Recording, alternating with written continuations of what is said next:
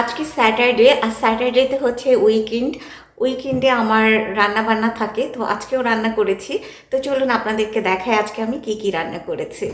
আজকে রান্না করেছি ফুলকপি দিয়ে কোরাল মাছ, তারপরে হচ্ছে গরুর মাংস ভুনা। এটা একটা মিক্সড ভেজিটেবল। এখানে আছে কোরাল মাছ পেঁয়াজ দিয়ে ভুনা করেছি।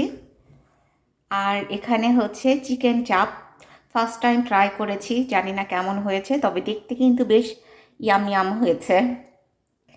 আর এটা হচ্ছে শুটকি ভুনা, শুটকি হচ্ছে বেগুন দিয়ে। আর এখানে আছে ইলিশ মাছের লেজ ভর্তা, আর হচ্ছে মিষ্টি কুমড়া ভর্তা।